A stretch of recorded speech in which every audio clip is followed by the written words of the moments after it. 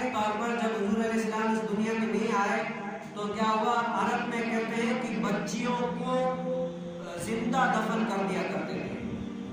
اور جو بیٹے ہوتے تھے نا کبھی کبھار ان بیٹوں کو غریبی کی وجہ سے قتل کر دیتے تھے کہ اب ہمارے پاس اتنی پیسے نہیں ہے، معیشت نہیں ہے کہ ہم اپنے بیٹوں کا کیسے اولاد کا کیسے پیٹ پالیں گے، تو بچیوں کو زندہ دفن کر دیتے تھے اور بچوں کو کبھی کبھار مار دیا کرتے تھے اور کتوں کو پالا کرتے تھے،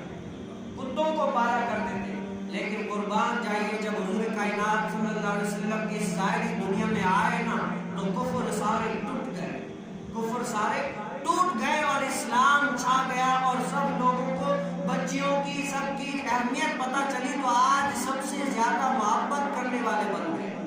حضور علیہ السلام کی آنے کی وجہ سے بچیوں سے محبت کرنے والے بن گئے اور اسلام ایسا چھایا کہ سب لوگوں نے مانا اور اس پر عمل بھی کیا۔ اب اس کی مین وجہ پتہ ہے کیا بن گئی؟ جب حضور علیہ السلام نہیں آئے تھے نا تو بچیوں کو زندہ دفن کرتے تھے، یہ جہالت تھی۔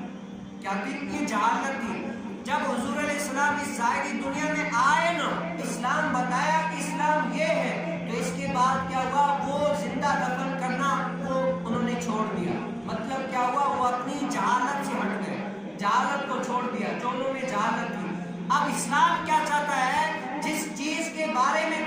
تمہیں معلوم نہ ہو، جس چیز کے بارے میں تمہیں کوئی جہالت ہو، تمہیں اسلام کا نہ پتا ہو، تو وہ جہالت کی بنا پر کیا، لیکن جب تمہارے پاس اسلام آ جائے، جب تمہارے پاس اسلام اللہ کا دین آ جائے، تمہیں پتہ چل جائے، تو کیا ہوا، اس جہالت سے دور ہو جائے، اس جہالت کو چھوڑ دو۔ اسلام یہ ہم سے توقع کرتا ہے کہ پہلے تو جب انسان کو نہیں پتا ہو تو جہالت ہے، جب جہالت ہٹ گئی، اسلام آ گیا، اسلام کا پتہ چل گیا، پھر کیا ہے، اب اسلام پہ فوکس کرو، اب اسلام پہ عمل کرو۔ اگر نہیں کرو گے تو یہ دین آیا لیکن پھر بھی تم عمل نہیں کرے، یہ کیا ہے، یہ انسان جری ہو جاتا ہے، اپنے انجام سے ناواقف ہو جاتا ہے، انجام کو بھول جاتا ہے کہ آخرت میں کیا ہوگا، وہ کہتا ہے بات